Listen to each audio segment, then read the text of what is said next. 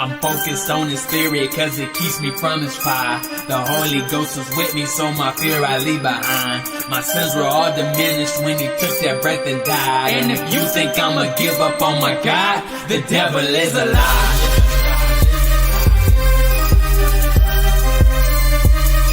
The devil is a lie.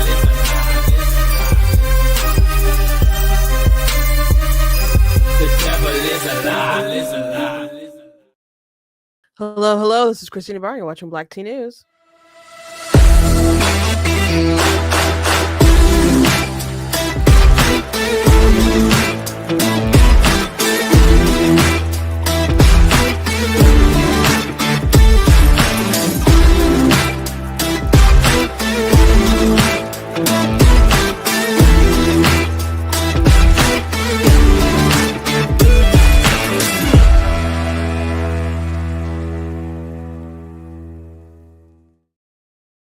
Hello, hello. Welcome to Black Tea News. I'm your host, Christina Barr, and today we're going to be talking about some more of the tariffs, because they're still going on, and I find a lot of the rhetoric from the right wing media, the influencers, maybe the grifter class, we'll call them, very disturbing.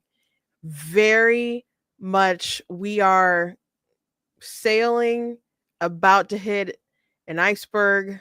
Maybe we think it's a little piece of ice, but it's just huge at the bottom. And the things that they're saying remind me of things that the Democrats were just trying to pass off when Biden was still running for office. Things that Biden said that they just kind of glossed over how Americans were feeling. And I'm going to show you an example of like a video that I did that's got like 4 million views, I think, on TikTok, because so many people were upset on both sides of the aisle about some comments that Biden made, and something that Benny Johnson said just like floored me the other day. And so we're talking about the tariffs. What are the end game of these tariffs? Things that Trump are saying now, things that Republicans are saying now and in the Senate and things like that. And where do we really go from here? And I'm people like my nuanced takes and so on, and I don't always march to the beat of the drum that's demanded by the right wing class or whatever. I stick to what I believe is true and best, and I'm just giving my opinions, and I could be right, I could be wrong, and maybe you agree, maybe you disagree, but I'm a little grieved today about the state of things. As far as politics, there's some really cool other stuff that's been going on that I will briefly talk about, probably first right off the bat. But before we jump into everything, I want to encourage you guys to go to blacktnews.com, check out different content on my website, articles, reviews, etc. If you like what I do, please consider leaving a donation on the website, because it does cost a streamer on my site, all the good stuff you guys can't support. I very much appreciate it. Appreciate you guys. You guys can give super chats for watching on YouTube, on Facebook. You guys can send stars.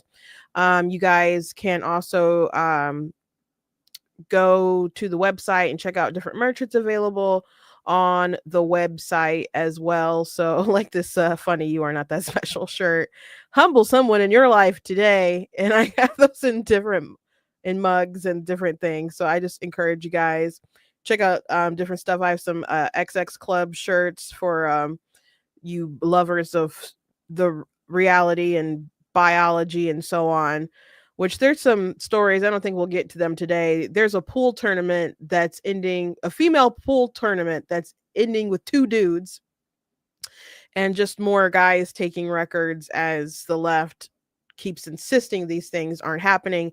In Colorado, they're trying to pass something that if you misgender your child, that could be seen as abuse and a way to lose your kids. We'll have to go into more in depth with that maybe tomorrow when we could devote some more time to it. But we are just living in a freaking crazy world. So that's one of the reasons why I do what I do, and hopefully I can play my small part and help get educate and build awareness and other things like that. So again, Motor City Comic Con, I'll be there. I'll have a table. My table is I3. If you're in the Metro Detroit area, or people coming from out of state to go to Motor City Comic Con, but I'll be in Artist Alley, so it should be really cool. And I'll be selling my books. My sister is at I4, so we are right next to each other as usual. So still jury's a little out on whether or not we're gonna have my picture book bigger out. I'll probably know in the next couple of days, but we were like working on the cover the other night. Me and my sister were up late, like over Messenger, looking at sketches and talking ideas. So it's a cool thing. But one way or another, it should be out this year. So I look forward to it being out. I don't know. I have to think about it. I'll let you guys know. I do hope you guys had a good weekend. I hope you guys had a great weekend. I always like to know how you guys are doing. Same old. It's church. I don't think I did anything exciting this weekend, but something exciting that did happen that I was very happy about. They did release yesterday the debate between Ruslan. Actually, Ruslan, he didn't release on his channel, but David Wood and Alex O'Connor dropped the videos both at the same time of their debate at the Bless God conference. It was Ruslan's conference that he hosted in California like 2 weeks ago. And so they dropped a debate. I started watching it and maybe about halfway through with it. And I'm just so blessed. A friend of mine who goes to my church, texted me when the announcement when Ruslan did his like update video on it, and he just said good work to me. And the reason why he's like good job is because I met Alex O'Connor, and I told you guys a story, but briefly run through it. I met Alex O'Connor in February when I went to the White House for the Black History Month program. And so I arrived a little early before they started checking in security, and it was cold outside. So we went into a cafe and he happened to be there. Now he's from the UK, so I didn't expect to find him there. And I'm from Michigan. And that event was even supposed to be like a week before, but they had moved it because of the weather before. So it's supposed to be on a different day. So it was just like, I don't know, small world, God works things together in mysterious sort of ways. And then I didn't go into detail. I'm not going to go into a lot of detail either, but there was just a lot of stuff going on for like traveling and other things I did pay for and take care of. So it was even like kind of hard to get there, and people like kind of just blessed into my life to be able to take care of the things I needed to take care of. So it was just God, moving and stuff to get all those pieces moving into that kind of place. So David was supposed to debate Alex O'Connor at DebateCon, but which David did tease Alex a little bit about the debate. He was like, "Oh, finally he shows up," but he did note that it was dangerous and there were different threats that had happened to different panelists, and like radical Muslims are always coming after David anyway, and his friend Apostate Prophet. There was another panelist who had threatened him, and then they kicked off that guy. But I guess there's other threats. So Alex was concerned about security and other things, and so he ended up not going. So when I saw him at the cafe, I was like, "Oh, I was really bummed that you weren't gonna end up debating David. Like, are you guys gonna try to work something out?" He's like, "I could do something online," but he said that he didn't really like a lot of the rhetoric that was going on because a lot of people were teasing him for not showing up and stuff. And so to me, he seemed like he was willing to debate the topic, but not really excited or leaning toward debating specifically David about it. And so I could have explained like, well, David has stuck up for you in the past about you not like criticizing Islam and stuff, and understanding that, it's a dangerous position to actually take, and Europe can't like all just rest on your shoulders and blah, blah, blah. Like I didn't want a short amount of time to have a conversation. So I just said, oh, well, I just thought it'd be really interesting if you had a debate with David, because David was an atheist and he actually you know, met this guy Randy in prison who answered a lot of his objections, and then he ended up becoming a Christian, and then he had a friend who was a Muslim, and so they had to have the conversation, the debate of, did Jesus claim to be God? And then his Muslim friend ended up, you know, deciding that Jesus did claim to be God, and was crucified and rose again. And so he became a Christian. And so he's like, yeah, he's a fascinating guy. I said he has one of the most interesting conversion stories I've ever heard in my life. So I sometime after that, Ruslan announced, it was just a few weeks ago that Ruslan announced that he got Alex to agree to come to his conference to debate David Wood at the conference. And I was just so blessed to hear that. So I believe that, you know, God orchestrated some things, and you know, I was glad to be able to encourage him to debate David. And I don't know what other kind of things are going on. Maybe Ruslan just, I don't know how much he offered or whatever to get him there, or what kind of deal that was, or who else might have been saying something, how many other people were saying stuff online. But I'm glad that I played my part to encourage that to happen. And I'm glad that it happened, because there's a lot of people who are fans of Alex who are now exposed to David. And maybe people, I don't know, came to see Alex who came to the convention, came to a Christian convention. But I'm blessed that even beyond the debate, that they had time to hang out and talk, and sow friendship and kindness into his life. And so I hope that starts him on his journey, that those were seeds that were continued to be, you know, seeds that were continued to be sown and watered and stuff, and it leads to just people coming to Christ. So I'm happy about that. And I'm sure I don't know if there's something really interesting in the debate worth talking about. Maybe I'll do a response to some stuff, but I don't know. There's I love my Bible, and I'm like to nerd out about it. Maybe I should do more kind of content about it, but there's definitely people more scholarly on YouTube. But I'm very, very happy about that happening. Now, I'm glad that went on. And I had my nice time in church and stuff, because there is something else that has me grieved. The politics of right now do have me grieved. And so I saw this on Friday. I think it was Friday before church, if I'm not mistaken. Let me look at the date. Yeah, it was Friday. Benny Johnson, I guess, closed out his show with a really, really bizarre, closing to me. And it had me upset. So as you guys know, Donald Trump announced his reciprocal tariffs, and he brought out a chart. And people like, yeah, he's for a long time, he's talked about other countries ripping us off with trade, and everybody, and it's not right. And so Team Trump on TikTok, I just saw a video of them posting that interview with him and Oprah back in the day, when she asked him, like, oh, this sounds like politics stuff. Like, are you going to run? Before she asked that question, he was talking about tariffs. So he's had the same position for a long time. The issue with his reciprocal tariffs is that it's not reciprocal. Okay.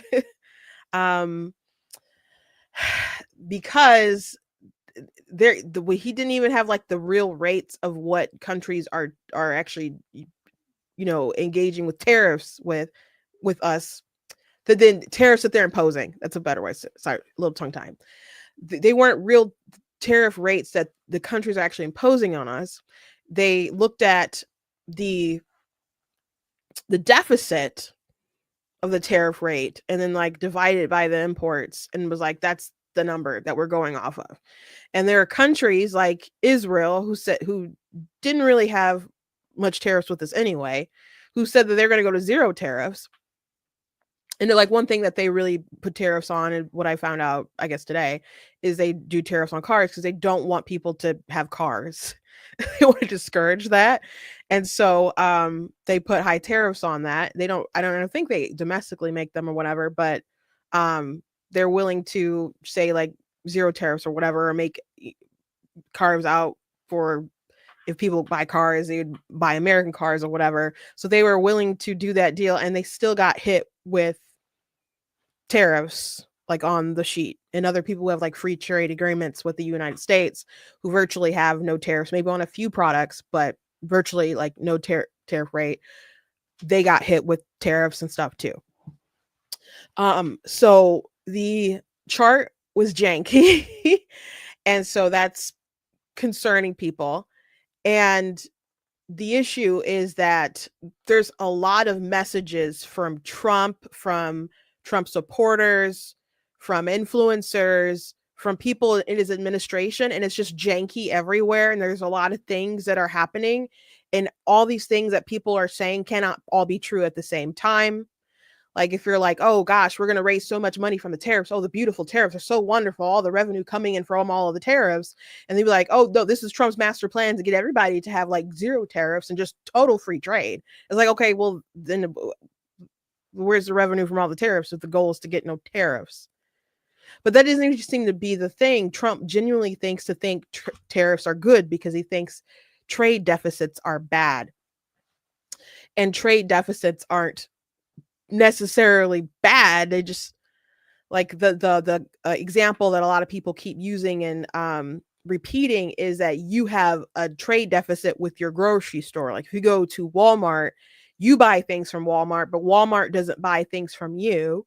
But that's not a bad thing. You give them money, you buy things from Walmart, and you're getting value, you're turning it to your groceries. Maybe you like Joann's is going out of business, but let's say you spend a lot of money at Joann's and you go to Joann's and you spend money there, but Joann's doesn't buy anything from you, but you're taking those products from Joann's and maybe you're crafting and you're knitting and you get value out of that. And then you make profit from the things that you got from Joann's, but it's not a bad thing that you have a trade deficit with Joann's. So, there's just a lot of issues. And I saw a video with Ted Cruz who said he's going to talk about this on his podcast, The Verdict. And he said that there's some devils and angels on Trump's shoulders. And some people want short-term tariffs to like maneuver countries into operating in certain ways, like drop their tariffs. And you can use tariffs to, try to bully other countries into doing the right thing or achieve certain political ends, and maybe there's a strategic way to use that. But he said that there's devils on Trump's shoulders who want long-term tariffs because they just like the tariffs. And I would think one of those that seems to be Trump's sort of worldview. So if those are the devils, the little demons, who Satan in the scenario, because it just seems like that is Trump's belief. And he's like, I hope the angels win. That's what Ted Cruz said. I hope the angels win in the end. Or you could do something. You and Rand Paul, who's been very vocal about it, and other Republicans can get together and say, you know what? This isn't really the power of the president. Congress is supposed tariffs are taxes, and that's not really in their purview. So we're going to make sure that one person can't throw all of this chaos into the global economy. And they could write a law, and enough people, Trump probably wouldn't sign it. He'd probably veto it. But I would assume that he wouldn't want to be in a position where he'd have to veto something like that from other Republicans, because there's majority in the House and the Senate. So even if they could get enough Republicans on board, that would make him look bad. So I would assume the White House would want to negotiate to the point where it wouldn't get to that. But frankly, I'm at the point where I think that enough people should get on board to be able to override the veto. I know a lot of people are giving Trump a lot of grace and just trust because they like him and they obviously trust him. But if Biden or Kamala Harris were doing similar things, or this, let's just say the same thing, would you all be gung-ho about it? I don't think so. So anyway, I'm gonna go ahead and play this video from Benny here and go on from there.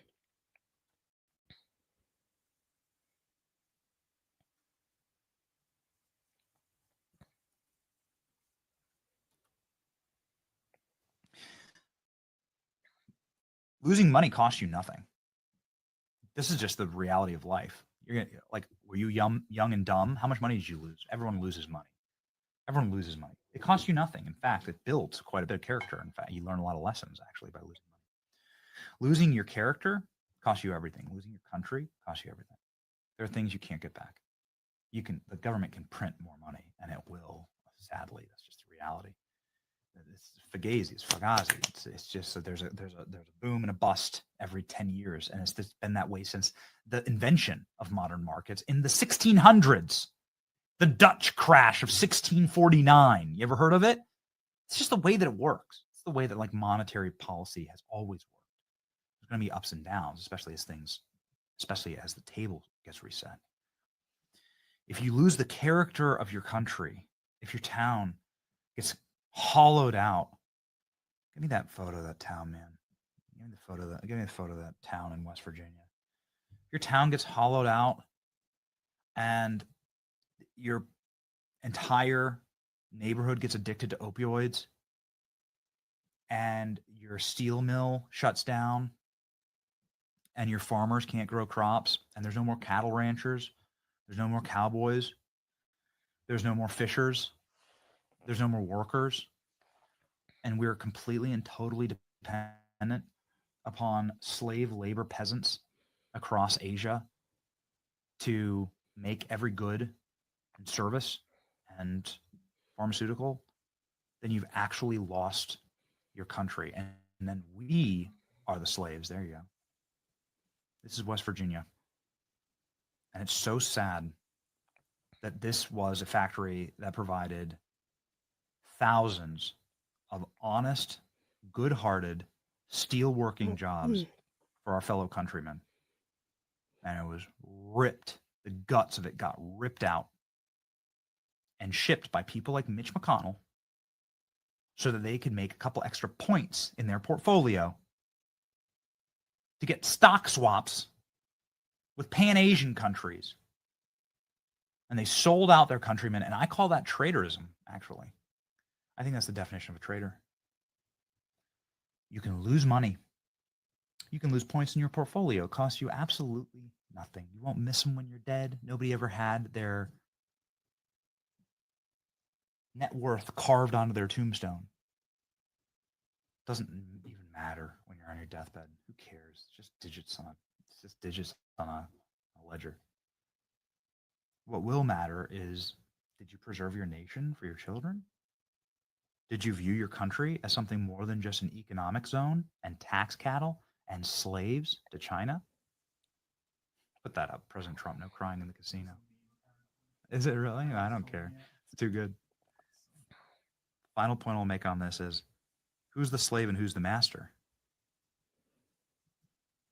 You know, if your pharmaceutical and automobile and phone, all the wires in your home, every electronic in your home, if everything that you use in your life is wholly and totally built by a foreign power that hates you, then you're the slave.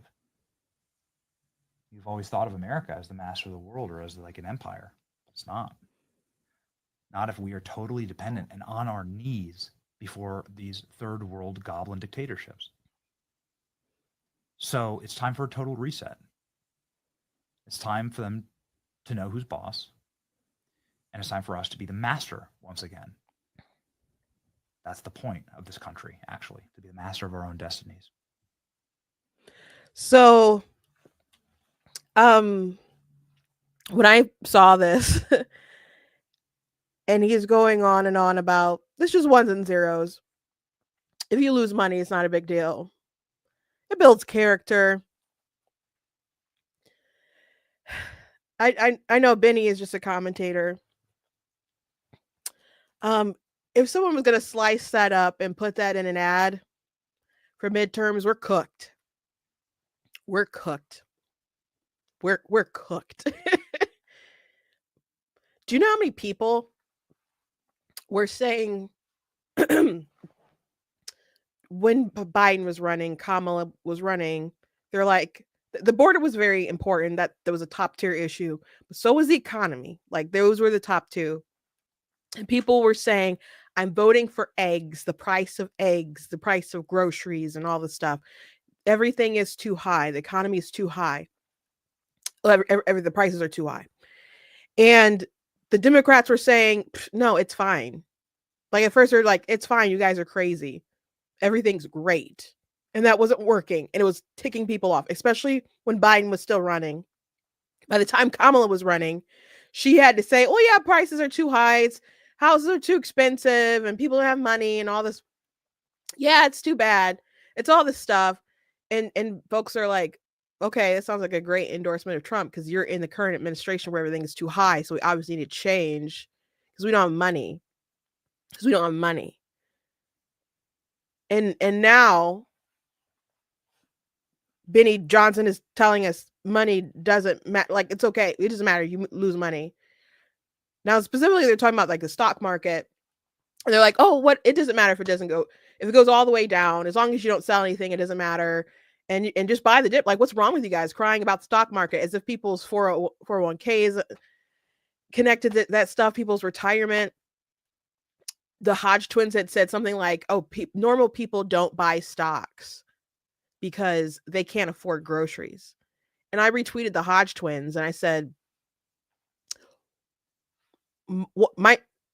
my sister one time, like we took our stock money to go pay for our rent and buy groceries. Like, what are you talking about? Normal people buy stocks. Normal people buy stocks. You can do it so easy with like the Robinhood app or something like that. Normal people have started like following Nancy Pelosi stocks. There's a website. What is PelosiBuying.com? That's not the website, but you catch my drift. More people are doing that all the time. So, and they keep saying, well, it's a good time. People are going to buy on the dip. Who do you think is going to buy on the dip? People are acting like this is just going to hurt like the top 1%ers and they're the ones crying. No, they're the ones who are probably going to buy on the dip and just buy more stuff. The Black Rocks of the world and so on. There's one progressive pro-Trump person who I played her video on when she went on Bill Maher talking about how, Trump is a protectionist and a lot of things that he wants is the same as Bernie. She's bragging about how this is going to be another massive transfer of wealth, like not hiding this stuff. So Benny Johnson going like, money doesn't matter. Like, who cares if you lose some money? Your income's not going to be on your tombstone. But we have to build something for our children. How do you build something for your children if you don't have freaking money, Benny? And I understand they want to preserve, they're showing at the hollowed out towns of the manufacturers of stuff that went overseas. But they're talking about bringing back things like t-shirt factories or what, like things that we have done in overseas so we can have cheap t-shirts be made and sold and have screen printing businesses. Who do you think wants to do that job? I talked about this last week. Your kids don't want to do those jobs. They want to be YouTube gamers. Not all of them are going to find that sort of success, and maybe some of them will have to work in the factories. But there's manufacturing jobs open now that people don't want. And you want to bring more jobs over here so we can hollow out Five Below and not have those kind of shops anymore? I don't like the price of cables and cords now. Because I used to work in an electronics store, so one thing I knew how much markup there is on them. But when we want to get rid of that margin, you can't just tell people money doesn't matter, and then go on about how people don't have money and their towns are hollowed out because their jobs are gone. Money obviously matters, and I think it's correct that there's some things we need to make sure that are done in the United States or just not in China for national security reasons, like different pharmaceutical stuff and things like that. Sure. And I think we started reprioritizing things during COVID and thinking about things a little differently. but your kids aren't aspiring to grow up to make toasters.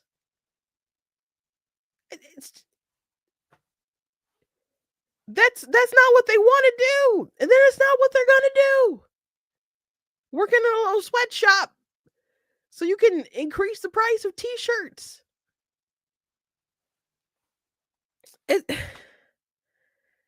And just shrugging off like money doesn't matter. It reminded me, it's not exactly the same message, but it reminded me of this video that I did on TikTok. It was a response to one of Biden's video.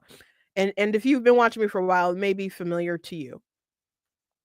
But I wanted to show it because this is one of my viral videos on TikTok. And it's viral because it ticked both sides off, and both sides of the aisle were talking about it, all in the comments, because Biden was so delusional and had missed the pulse of the American people.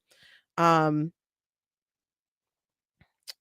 so 2.9 million, this video right here. What about, I mean, but there's real pain. I mean, grocery prices are up 30%, more than 30% since the beginning of the pandemic. And people are spending more on food and groceries than they have at any time really in the past 30 years. I mean, that's a real day-to-day pain that people No, feel. it really is. And it's real. But the fact is that if you take a look at what the people have, they have the money to spend. It angers them and angers me that you have to spend more. So this is a really bizarre take from President Joe Biden. And to that I say, good luck with this take, sir. Good luck.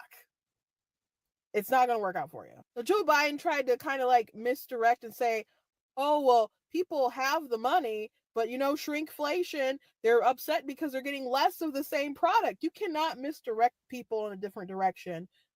We spent too much money. Supply chains are broken. Lots of things, attribute to what sorts of things are going on now. We know that when you open up a bag of potato chips, there's a lot of air in there, okay? And that's not new. But this attitude of, well, people are buying things, so they must have the money. Do they? Or are they just deciding between different products that they can buy? They're buying less things. And they're like, well, I have to be behind on this bill. I don't know how I'm going to pay this one. So I go on a little bit longer in that video, but the point was that what ticked people off is that Biden said, well, they have money. They're just mad because they have to spend more of it. Like, and people in the comments were like, no, I don't have money. Someone's like, I'm a teacher. I don't have money till Friday. Like I'm deciding. Some people are like, I'm deciding between food and medicine, and I don't know how I'm gonna feed my kids. And there's just comment after comment after comment. People on both sides of the aisle. So he just seems so out of touch. And he did try to say that it was really the greedy like corporations who are just charging more and giving you less, and that's what's really ticking people off. Like, no, they just don't have the money. They just don't have the money. And by the way, I've seen people like in MAGA world online who are trying to say if tariffs cause prices to rise, it's because the corporations are greedy and they have enough room, profit margin. Like, and they're talking about the like clothes and stuff. For one example, they're like, oh, they have enough margin and they're just marking stuff up and they can eat those costs. The job of the company, they want to maximize profits. They do. If things are too expensive, you won't buy them, or you can't buy them, or whatever. They want to find a good sweet spot of what you can pay, what you're willing to pay, and what's going to be profitable for the company, so they can keep their doors open, they can keep their lights on, and they can keep paying their employees, because salary is like the highest expensive business will have. So that's one of the reasons why people might outsource stuff. If people are too expensive, or if the labor or the cost to make it is too expensive, they'll offshore it somewhere. You can't. It's amazing. And I think it played a video last week of one of Trump's guys, maybe it was Lutnick, and they're like, well, why are you what we're going to say to all these people that grocery prices are going to go up because of the tariffs. And like, well, we have no, what about no tax on tips? Why aren't we talking about no tax on tips and how we're going to bring the corporate rate down and all this stuff? And they're like, okay, you haven't done that yet, but you're doing these tariffs right now and their prices are going to go up. So why you want us to focus on something you haven't done yet to offset things that you're doing and implementing? Like, if you want to, there's so many other things that they could be doing and focusing on the Trump agenda. And there's been things that have been great, but this is a massive distraction. And if the attitude is money's not a big deal, just hold the line, you'll be okay. Like doom and gloom with these stocks. Oh, you're baby. Trump came out with the term, you're not a Republican, but a panikin today. So that's the language going around right now. You're overreacting, just buck up. As my mom used to say, grit your teeth. Like that's what the attitude is. Suck it up. Just suck it up. And people are like, no, I'm concerned. And people are saying, no, the price of the effects of the tariffs can't even be felt yet. And the reason why the stock market's been down continuously is because of the media, and they're just pumping fear. Well, they're fearful because of the reactions that they're getting. And there's not a consistent message between Trump's officials, between Bessent and Lutnick and Navarro. And as Ted Cruz said, there's the demon, the devil and the angels on Trump's shoulders in his administration. And some of are saying, hey, we can strategically use tariffs to negotiate to get things that we want. And then there's other people who genuinely just like the tariffs. Excuse me. And Ted Cruz says, I hope the angels win. But there's a battle. There's a battle, and the markets are reacting to that battle and the idea that these are going to be long term. And if the goal is, again, to get them to zero tariffs, I don't understand why they had to do this blanket thing with everybody. Like after Israel said, we're not going to have tariffs. Like, okay, we're still going to hit you with a tariff. Because this is reciprocal off of something that was made up by some formula. And it's causing this reaction because uncertainty is bad for the markets. People don't know how to invest, you know? And it just it causes all kinds of issues to try to force back what jobs that a lot of people may not want or that we don't have the immediate infrastructure for. It just causes issues. Now, I'm seeing some people in the comments saying things like, oh, well, Trump is negotiating with different countries and the EU wants to talk. And Trump is saying that there's countries calling him. I'm not surprised the countries are calling him. I'm not surprised the countries are calling him. I'm sure a lot of people want to make a deal. There's also people trying to do retaliatory tariffs as well. Sure, that'd be great if all kinds of good deals are done in the benefit of the American economy and hopefully other people's economy too. And we have good partnerships and good relationships and people want to invest in us and other places outside of China, and China doesn't get to come in and sneak in and build up people's economy and whatnot. Hopefully everything works out for the best. And I want that. I do. But there's things that are being signaled that aren't great. From the White House, even from Trump himself. But this idea that money doesn't matter, oh, whatever, and dismissing the concerns of everyday citizens and is going to be doom for the midterms. It's just going to be doom. And that's what I'm seeing from a lot of people on the right who have, not everybody, there's a lot of people who are like, hey, I know economics, tariffs are taxes, this is great stuff. Like, there's plenty of people I follow who are saying sensible things. And there's people who like are pro tariffs and what Trump is doing who aren't I don't know, totally dismissive and rude or whatever. But if they splice some stuff together and have Benny going on there, like, who cares about money? Like, it's not a big deal. It's ones and zeros. You're just dismissing the concerns of what people are telling you every day when they say they can't afford stuff, and you're telling them the money's not important. It's a bad way to go. Another bad way to go. There's a couple of people who are insisting everyone who's flipping out about tariffs are just elite class, like elitist, or they're people who were pro like lockdowns and vaccines and things like that. So one person who said that was Mike Cernovich.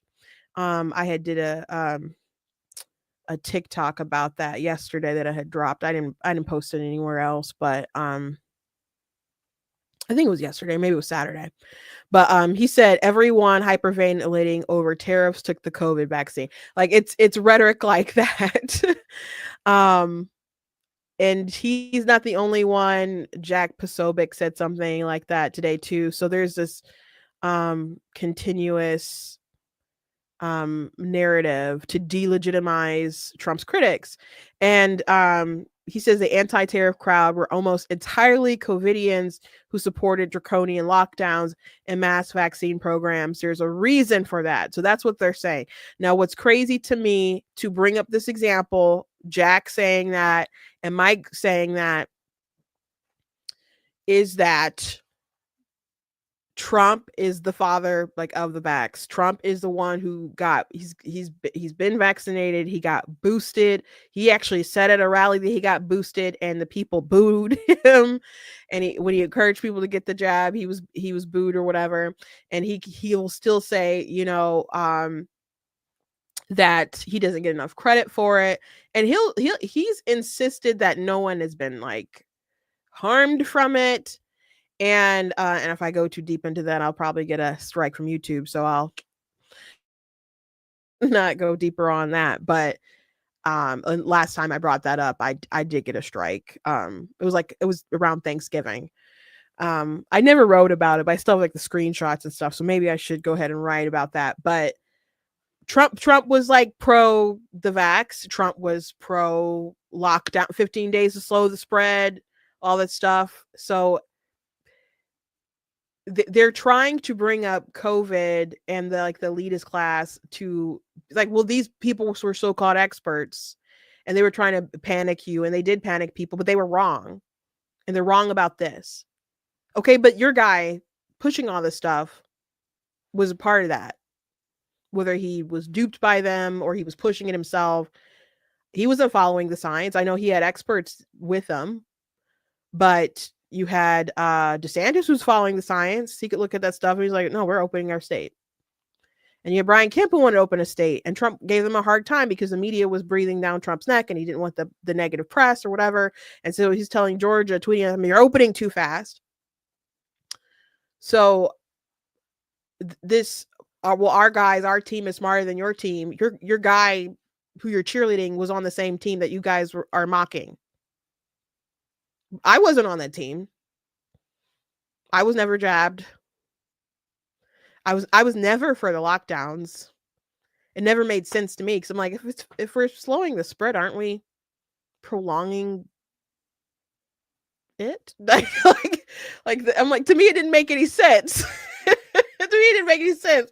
And the Great Barrington Declaration came out, and I'm like, okay, this sounds like that makes sense. I'm glad the other experts are saying this stuff. But the thing about the COVID stuff is that the experts were behaving in a way that was contrary to what general knowledge and past history and other experts would say. Even those experts involved. You can go back and find interviews of Anthony Fauci being asked about like, what would you do in a pandemic? Like, would you have to lock down or wear a mask? And he's like, no, you wouldn't do all those sorts of things. Like, he dismissed that. But when it came to 2020, we did all these things that were contrary to what they were saying we would do before. And then they were insisting that you had to do those things. And then like way later, like, okay, well, that stuff didn't actually work. Painting aisles, directional aisles in the grocery stores didn't work. Heavens, who would have guessed that? just nonsense. Just nonsense. So it's not that like common sense and expert opinions weren't correct. It's just that the experts were willing to lie and forego like common sense information. So it's been long understood that tariffs are taxes, and we're just gonna throw Thomas Sowell, like chuck him out the window, and all these other experts and econ experts who've been saying these sorts of things for years. Just forget, all the stuff that Reagan and other folks have said about this. It's just like chuck it out of a window because MAGA is top tier and that's all we got to listen to. Or a lot of these right-wing folks just adjusting what they believe to cheerlead their guy in their audience. Just like those experts, I think, had political reasons for saying what they wanted to say and do what they wanted to do during 2020. Human nature is human nature. A lot of people will lie to you for advantageous reasons. A lot of people lie to you. And I'm not saying like I don't pretend like I'm like the only person who's pure out here or something like that. Like I've made peace with like if I never get like a huge account or something like that, because I just want to say what I believe and what I say. Maybe I'm right, maybe I'm wrong, but I don't want to play for you guys and somebody out there who might be watching, or the Trump administration or whatever. Like, it's cool I got to go to the White House. It's awesome my sister got to work for him and had a good job and other stuff like that. Like that was all awesome stuff. But I never, sometimes people are like, oh, would you like to work for Trump? I'm like, I'm not going to stop saying what I believe just to be like a yes person or what. Like I can't, I don't want to. And when I started criticizing him quite a bit, I think it must have been like, after the midterms in 2022, someone had asked me like, well, what are you gonna do about your audience? I'm like, I can't just pretend to go along with things just because my audience will or won't like it. I gotta just speak how I however I want to speak, and if they don't like it, they can just leave. Like, not that I don't respect them, but I just it's too important to me to just be honest about how I feel instead of like living a lie. Like, if you want to live a lie and go play pretend, you go be an actor or something. If you're going to be a commentator, you just got to commentate on what you think is true and right. And however you get your audience is how you have to keep your audience. And I just, just always wanted to be me. So I'm not an econ expert. I took that class in high school. I got an A, but but I'm no expert. So there's other people who are gonna have more thoughtful commentary on the stuff than I will, with a bunch of expert breakdowns and so on. But it has been long understood that tariffs are taxes and tariffs are not good. And I just want to ask a question. If the shoe was on the other foot, if another person was in the administration doing the same things, would all of these right-wing people like Benny Johnson be going on his show talking about it's just ones and zeros, it doesn't matter? I don't think that's true. I don't think that's the case. Sorry. Like, if Biden was still the president, or let's say Kamala Harris, had won and she wants to do these tariffs, and she says, there's reciprocal tariffs, and they come out with a chart, and you look at the tariff rates and you're like, those aren't the percentages. And you find out that they calculated it with some kind of bunk, weird stuff with the deficits. And you're like, that doesn't make any sense. And they're just going forth with it. And they just don't really see a lot of signs and stopping, because they just ideologically, they're trying to protect workers and all the stuff that sound like Bernie Sanders, what kind of ideology or whatever. And they're just going forth with it. And you had constant dives in the stock market and people flipping out. Do you think Benny Johnson would still get on his program talking about money doesn't matter, it's just ones and zeros? I don't think so. Everyone wouldn't be saying just trust the plan. and if there were still Republicans in control of the House and the Senate, they'd be like scrambling together trying to limit the powers of Kamala Harris if she was doing this stuff. So I just think people should be fair. I just think people should be fair and critically think about this stuff.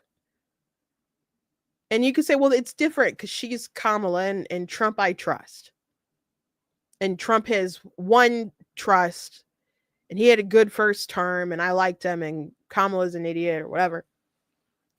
I can understand that, but what still disturbs me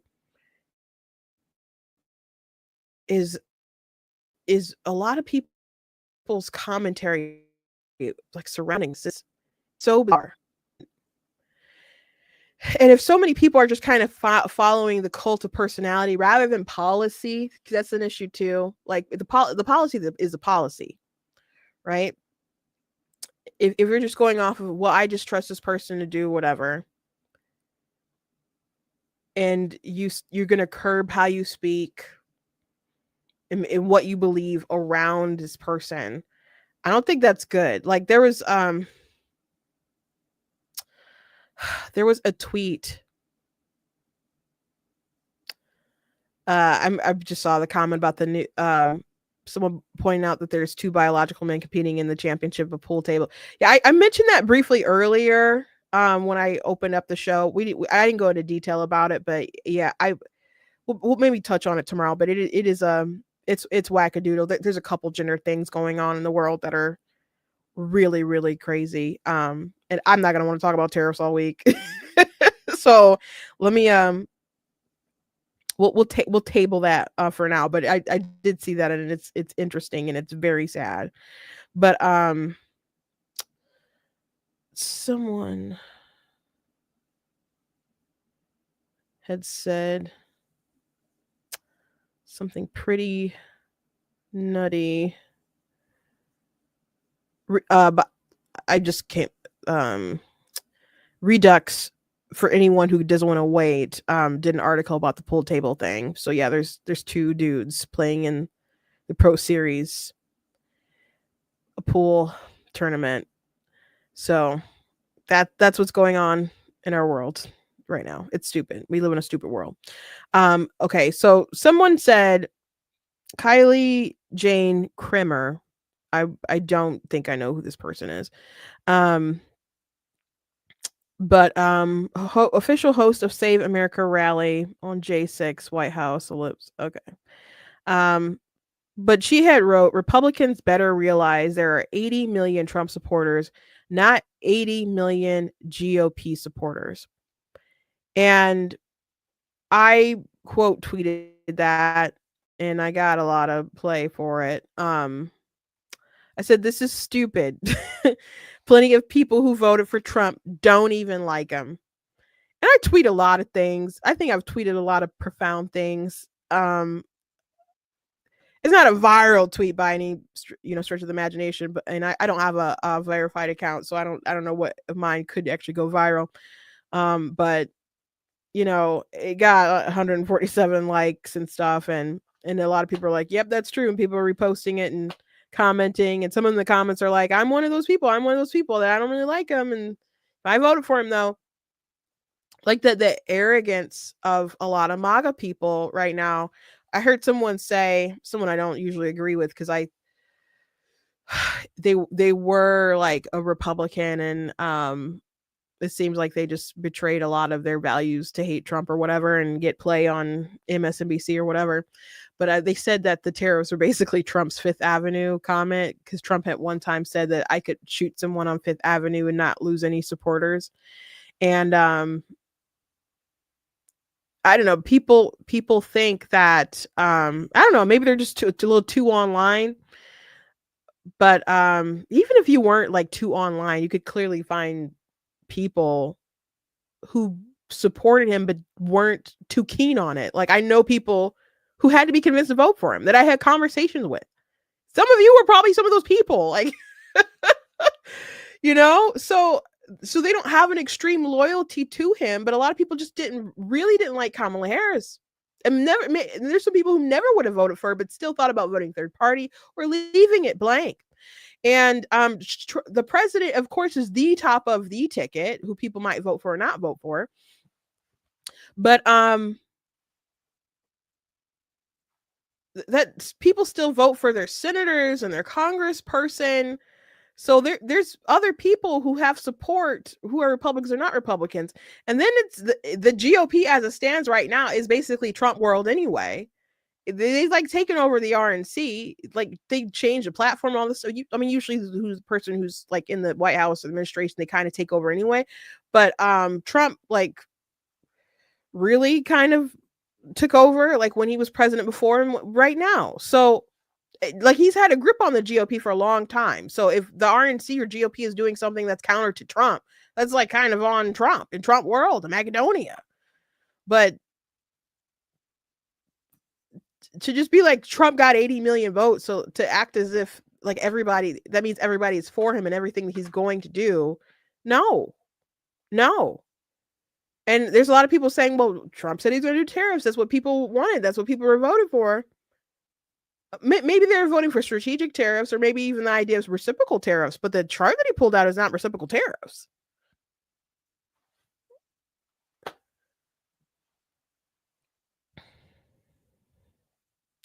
So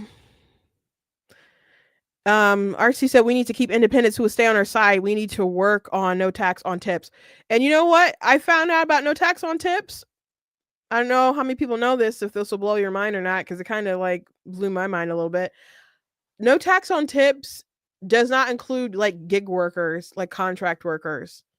So if you're working in a restaurant or whatever, you can get no tax on tips, and I guess some casino workers or whatever.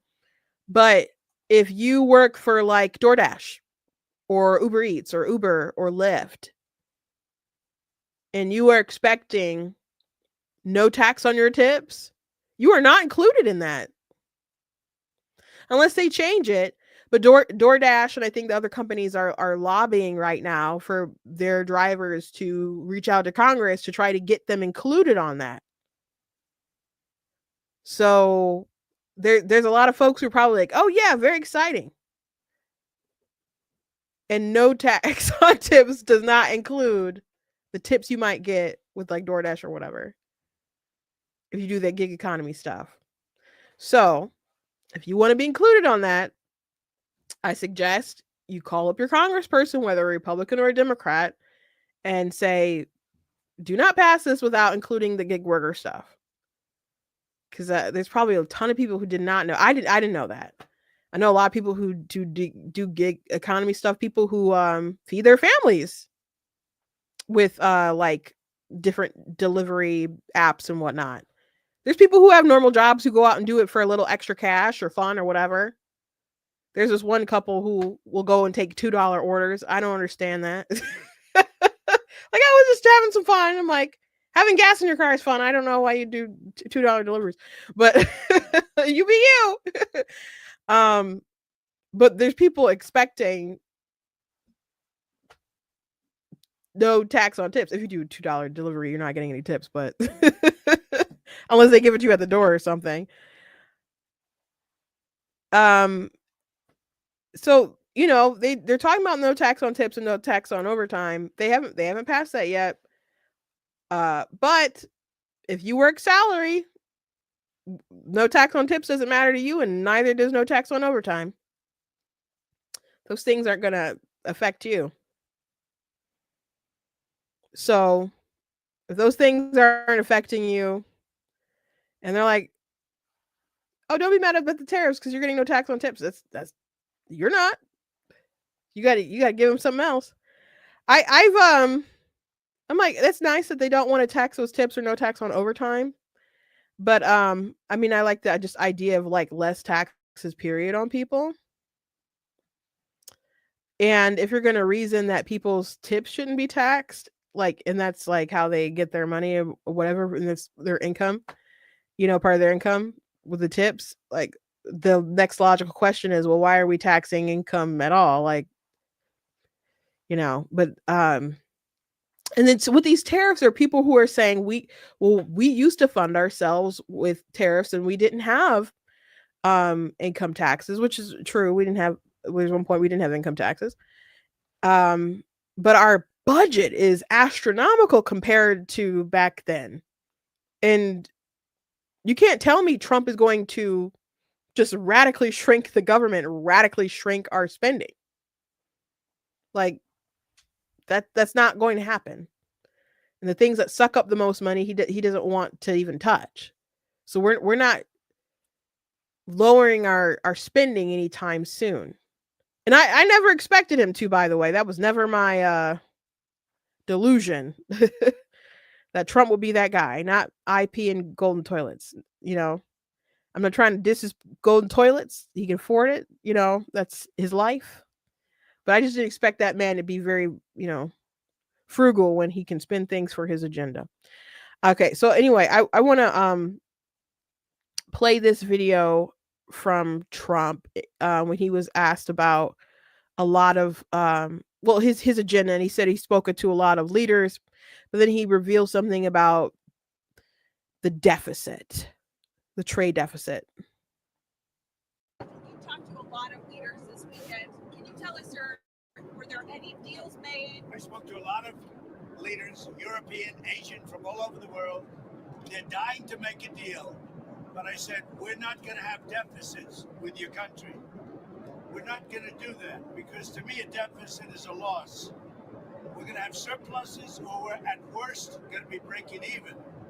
But China would be the worst in the group, because the deficit is so big and it's not sustainable. And I was elected on this. This was one of the biggest reasons I got elected, was exactly because of this. And we're going to put tariffs, we've already put them on. It's not a question of we will. We're going to put them on. And those tariffs next year will make us $1 trillion. In addition to the $1 trillion, thousands of companies are going to relocate back into the United States. You talked to a lot of leaders this weekend. So even within what he's saying, there's like mixed agenda goals here. So we're going to put the tariffs on and we're going to get so much money from the revenue from the tariffs. Okay. Well, the tariffs can fund us. That's a thing. Okay. We're going to get so many people who are going to move back to the United States and manufacture things in the US. So like, okay, if we just moved all the companies and did so much everything here, and then you're not charging them the tariffs, and then there goes the revenue. So there's just some mixed things there. But then he's saying that we have such a big deficit. So his issue is the trade deficit. And I already mentioned this example about like you have a trade deficit with your grocery store. Like you go and you buy things, they don't buy things from you. Like that's an example. There's other examples that people have been posting and people have been using. They're like real world stuff. This one's pretty good. I own a small dessert business. My business has 100% trade deficit with the grocery store. I'm always buying from them, and they've never once bought anything from me. Now, of course, I take products I buy from the grocery store, then turn them into delicious baked goods and make a 50% profit, while the grocery store is running on a 2 to 4% profit margins. But we have a trade deficit. They're ripping me off with their low prices because they never buy anything from me. Of course, the alternative is for me to grow, harvest, thrash, grind, then finally mill all of my own flour, including into the various mixes of flour that I use for various products, cake flour, bread flour, all-purpose, etc. Maintain and milk a dairy cow, churn my own butter, make that milk into heavy cream, yogurt, sour cream, condensed milk, and evaporated milk, etc. Grow cacao, and then turn it into all the different kinds of chocolate and baking cacao. Grow and then harvest sugar, cane, sorghum, mine, salt, make baking powder, baking soda, grow vanilla beans, etc., etc., etc. All of that plus way more. We haven't even talked about the different fruits and nuts I would need and how I would only be able to offer certain products during certain times of the year, or how a lot of what I said before wouldn't even be possible in the climate I live in. That's another thing too, but I digress. If all of that wasn't cost prohibitive enough to completely wipe out my profits, it would be, and then some. The time commitment and significant additional physical labor certainly wouldn't make any of it worth the tiny remaining profit. Now, compare that to the current screeching about the trade deficits we have with other countries. We import raw materials, aluminum, steel, lumber, etc., from other countries, which would be labor and or cost prohibitive for us to make, or that we can simply cannot produce or source here. And then we take those materials and turn them into higher profit margin products, which we then export to other countries. It is exactly the same as my example, but on a macro scale. So we may have a deficit, but that doesn't mean that we are losing something in value, because we may buy more things from China or someplace else for products that we ship stuff, other people buy our stuff, and maybe a smaller country doesn't have the same buying power to buy at the same level from us that we buy from them. But that doesn't mean that they're ripping us off, because they're not buying our products. Because they're not buying, like, if we buy a lot of rice from somewhere, they're not ripping us off because they're not buying more cars or something, you know? So just having a deficit isn't an automatic bad thing, but Trump just seems to view it as we are getting ripped off. Therefore, we're going to impose tariffs on them because we want to bring balance. If the goal is to have a balance, how does that happen? That they're buying from us as much as we buy from them.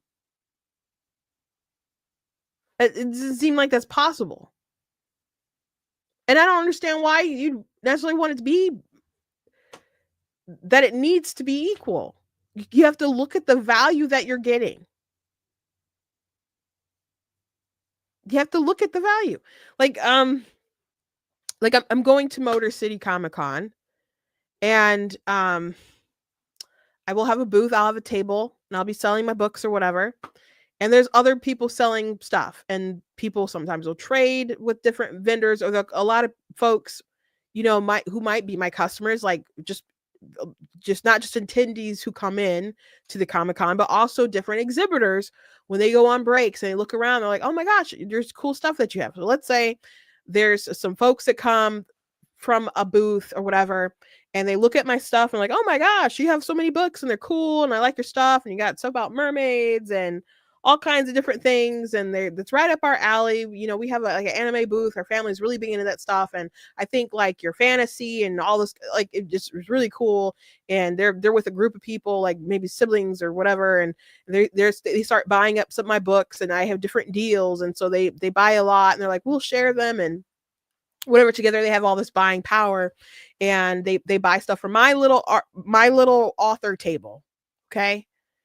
And so they leave happy. They spent, a lot of money, that's good for me. Like there's like a certain dollar amount I usually expect to hit. That's not going to be anywhere near like big exhibitors or whatever. I'm going there to get my name out there. It's a Comic-Con. I'm selling novels. I don't expect to make as much as the guy who's selling awesome, like, prints of all kinds of different comic book characters and sci-fi and anime, and like, I don't expect to make as much as those folks or whatever, but I do well. And so let's say I then go to their booth, their exhibitor place. It's huge. They're selling a lot of stuff. There's a lot of cool anime stuff there. And I don't have as much buying power as they do. It's just, there was a lot of them who came, who partnered up and bought stuff from me. I'm just me. They're going to have a lot higher profit at the end of the convention than I will.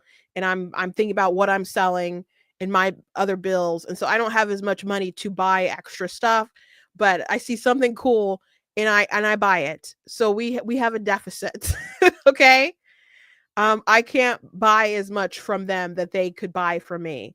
Now let's imagine that they come to my table and they say, "This is unfair because you didn't buy as much as we bought from you. You have ripped us off." That's essentially what Trump is complaining about. It's essentially what he's complaining about. I'm not saying there's not good reasons to put tariffs on stuff, but ideologically, if you're just like, it's not equal and we shouldn't have any kind of deficit, we maybe want just a surplus all the time, that doesn't seem doable. Someone is Bailey saying Trump isn't saying everything needs to be made here. However, some things should be made here. I don't know that he's saying that. Because some of his folks are like, we really need to bring back t-shirt manufacturing and different clothes and stuff that these smaller countries are doing. And those are jobs that folks don't want to do, that aren't going to do for the prices that they have over there. And it'll make the cost of your clothes higher.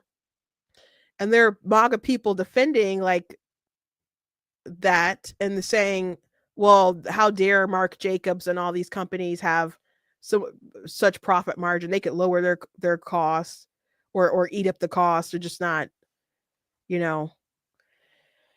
whatever. So I don't know what all he wants to bring back over here. Like I can understand for national security reasons some products you want manufactured here or some medications, but there's some things that even if people are making over here, that doesn't mean you can get all the materials from the United States, and you still have to import something. There's a lot of American companies that still import things from somewhere. We have a global economy. It's just how it is. But the issue and the concern that is driving people to be really upset is that Trump fundamentally doesn't understand tariffs. And he fundamentally just has an issue with trade deficits. There's a lot of people going around saying people don't know about tariffs. People don't know anything about tariffs. And they're talking about tariffs. They don't know anything about tariffs. That is so true. That is really true. And it's been true for a long time. But Trump isn't signaling confidence with the deficit talk. This doesn't make me happy to talk about this subject.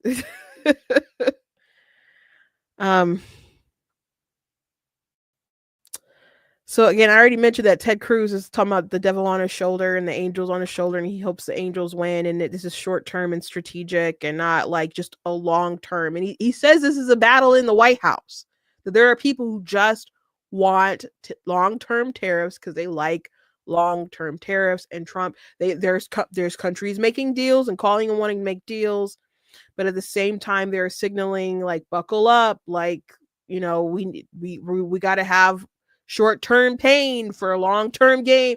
Like they're signaling that this isn't something that's immediately going to go away, and that we're gonna that Americans have to brace for pain after we've had to suffer with a bad economy for a while with Biden. I just think it's a lot. And I think if prices go up, not just for like groceries, but even things that people want, you think people are just supposed to be happy that their Nintendo Switch is gonna go, it might be higher or I think paused, like I think the release of it or whatever, that people are just supposed to suck that up and be like, oh well, I don't need it. That's not how people work. People want their stuff. That's not how people work.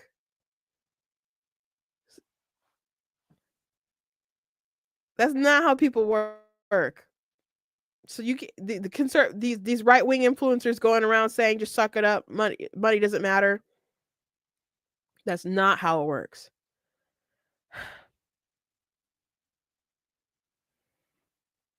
So we can absolutely agree to disagree. That's fine. And I respect you guys so much. Something else that really bothers me is people keep showing clips of Bernie Sanders and AOC and Nancy Pelosi and other people like really pushing tariffs and talking about protectionism and all this other different kind of stuff. And they're saying like, well, if Bernie could say this, and if Nancy Pelosi could say this, and if AOC could say this, and if Biden could say this, and if Obama could say this, then why is it wrong when Trump says it? I'm like, who are you talking to? Are you just talking to Democrats? Because if you're pointing to all these Democrats who are saying the same things as what you guys are saying now, what do they all have in common? Could it be the D next to their name? Could it be they're all like ideologically aligned? Now, if they're all ideologically aligned, and if you're like, well, if they're okay, then should it be okay if Trump does it? Okay, well, I'm not ideologically aligned with Bernie Sanders. I'm not ideologically aligned with Nancy Pelosi and Obama and Biden and AOC. We don't see eye to eye on economics, especially not economics. No. So it's really insane. It's really insane to me.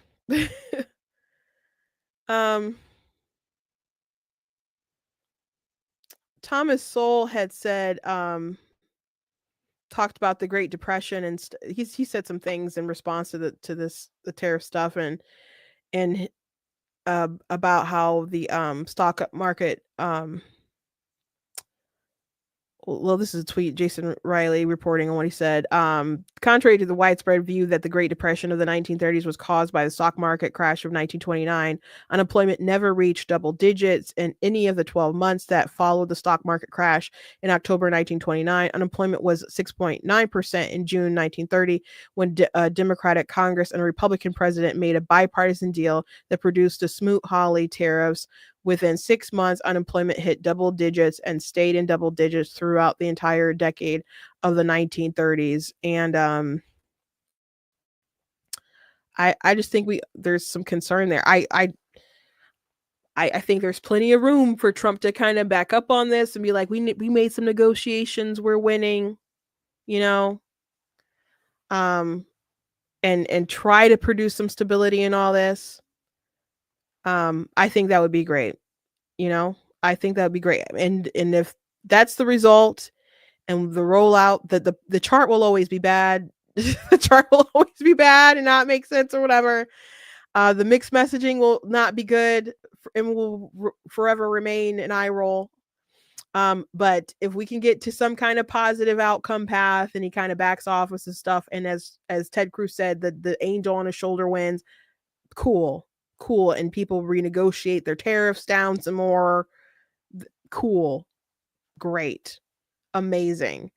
But if we're going to continuously have this uncertainty and we need to get no deficit at all, and it's just not a great thing. But as Trump decides to do whatever he's going to do, people need to be honest about how they feel about it. And there's a lot of supporters who have his back and are pro it, whatever. But some of the commentary from right-wing folks concern me. It concerns me. And the just downplaying difference of opinions as if they're all just, COVID pushers or something like that. It's not true. It's not true. Oh, I had mentioned the clothes thing. Here's a tweet. Here's a tweet about the clothes. Clothing is overpriced, even though it's made for pennies overseas. Those designer labels are getting rich, gouging people. There's plenty of room for them to take less in the way of profits if it were made here. And Frank Lux had retweeted that and said, oh, shoot. I've noticed ideas that would have been condemned as socialist 15 and 20 years ago, not even 15, 20 years ago, are now commonplace among supporters of the current Republican POTUS. It's a fascinating vibe shift in American politics as conservatives adopt more long-time progressive stances.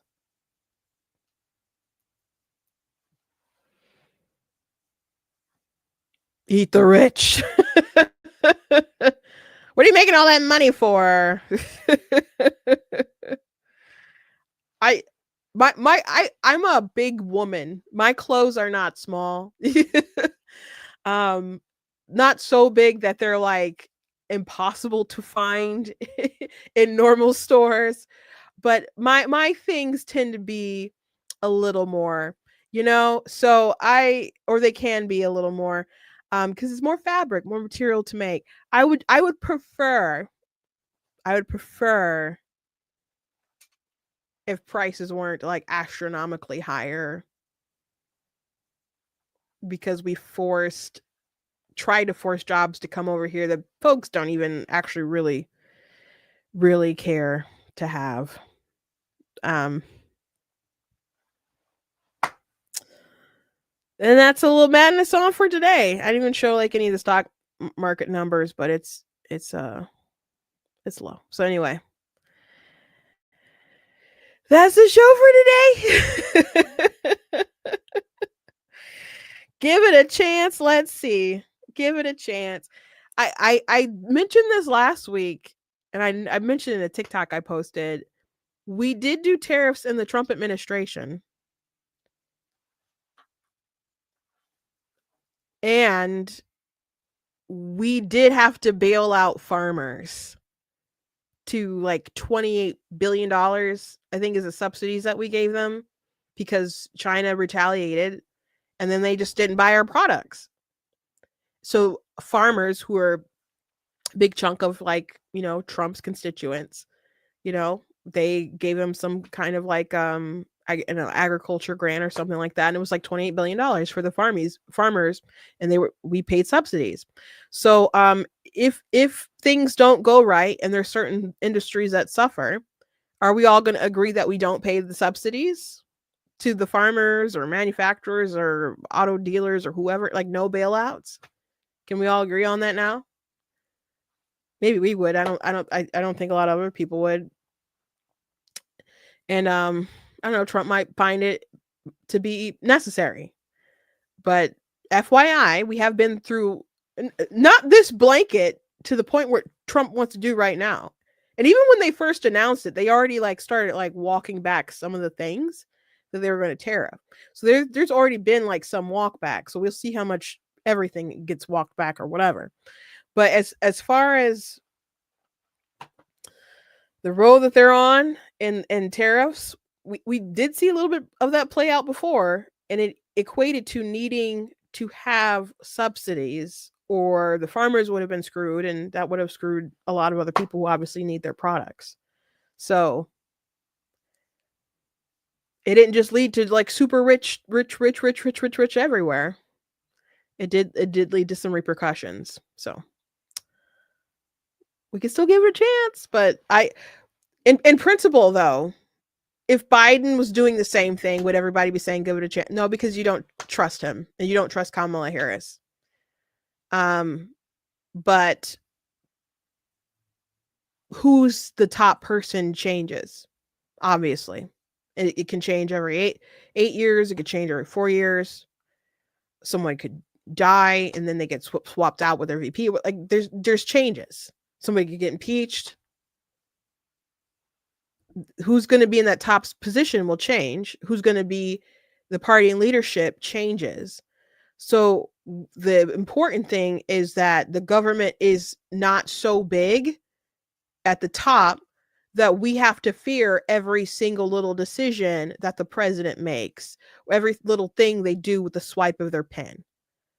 So I strongly support Congress curbing this authority, or straight up taking it away. taxes are supposed to be in the purview of the Congress. You wouldn't trust Biden or Kamala making these kinds of moves. I think, to be fair, Trump shouldn't just be able to do it like this. Not this. I don't think so. So in principle, I don't like it. There's a scene from Suits. It was a show that was on USA some years ago, and a lot of people have been watching it on online, to the point where it got revived, and now they're doing Suits in LA. I've just seen like an episode of that. But Stephen Amell is the lead of that show. But in Suits, there was this guy named Louis Litt who wanted to be, a named partner at this law firm. And so the premise of the show, like the main sort of storyline, was this guy named Mike who didn't go to law school and didn't go to Harvard, but he had he could remember everything as long as he understood it. And so he ended up convincing this guy, Harvey Specter, to hire him into this law firm that only accepts people who graduated from Harvard. And basically because Harvey liked the thrill of it or whatever, like he was interested in Mike, and and so so what they did was highly illegal, and spoiler alert, Mike ended up getting caught and going to jail for a little bit for it. But it was a fun ride watching, like, is Mike going to be exposed this week or whatever. I like binge watched it, though. I didn't watch it live at the time, but I binge watched it some time ago. And anyway, Louis Litt ended up finding out Mike's secret, and so he leveraged that to get his name on the building to be like one of the named partners of the law firm. And so Jessica Pearson, who's it was her firm at the time, at the top of the person who's of the firm. Her and Harvey Specter were both named partners when Louis found out. So he's like, you're going to put me on there, or I'm going to expose you and you're going to jail. And then Harvey's like, you can't put him on there. You can't put him. She's like, he was going to go to the police. It's done. He's going to be a named partner. And so she tried to tell him, you can't tell anyone yet. I have to sell this to our other partners. And so he decided to go ahead and tell people, because he didn't want them to wiggle out of it. And then he was like, just flexing his power because he thought he had all the power, and was like being mean to other folks and mean to Mike and mean to Mike's girlfriend. And he's like, we're gonna have a party and all this stuff for when my name is up on the building, whatever. So before they went out to have his party, they made him they wanted him to sign a contract that said he was a co-conspirator in Mike being hired and them knowingly hiring a fraud. And he's like, I'm not signing that. And they're like, no, you became a co-conspirator when you used that to get your name up on the wall. And so knowing that he was beat because he couldn't just like drop out of it, not have his name up there or whatever, he went ahead and signed it. And so Jessica said, that was the last bullet in your chamber, and I'm taking your gun. And I explained that all to say, I want someone to take the gun away. I want someone to take the gun. I don't think he should have the gun. I don't think anybody should have the gun. And that's why the taxation powers are delegated to the Congress, so not one person would have the gun. So on principle, I don't like it. I don't like what's going on. Even if I had like full confidence in Trump just doing it strategically or whatever, in principle, we wouldn't like it if it was the other side doing it. So this is just the way to best protect the country, I think. We can't just have someone ruling by the pen. There's a lot of great things that Trump has been doing via executive order, but I want the Congress to act and pass things, because next person gets in. Let's say it's Gavin Newsom. A lot of this stuff is gone. Rescinded. Girl sports stuff. Rescinded. Border stuff. Rescinded. Because that's what Biden did to Trump. So we got to govern differently. Anyway, thank you for joining me. Thank you for watching. I know a lot of you disagreed and you still watched the full hour and 30 minutes almost. So I thank you guys. Please go to blacktnews.com, check out different content, website, articles, videos, etc. If you like what I do here, please consider leaving a donation on the website because it does cost a stream, run my site, all the good stuff you guys can support. Please do that, and I appreciate you guys. You guys can check out different merch that I have available on my website. That's another way to support. And another way you guys can support me, you know, I do write different books, as I mentioned earlier and stuff. And there's a link in the description of watching on Facebook or Amazon. I'm sorry, on Facebook or YouTube that'll take you to an Amazon page where I have, you know, my books and stuff listed. I'll keep you up on any updates. I do plan to release some new stuff this year. And it's kind of cutting it close to do stuff on Comic-Con, but I'll let you know. I might do something by the summer or whatever, at least something, but you know, I'll let you guys know. Thank you for listening to my concerns about things, and we'll have a more diverse kind of show tomorrow, and some more I'm sure tomorrow's show will be more about different culture issues that I love to talk about. So we'll tackle those things tomorrow. God bless you guys. And again, so much respect to you guys, because I know we're not always on the same page, but it's cool. It's cool. God bless you guys, and I'll see you tomorrow.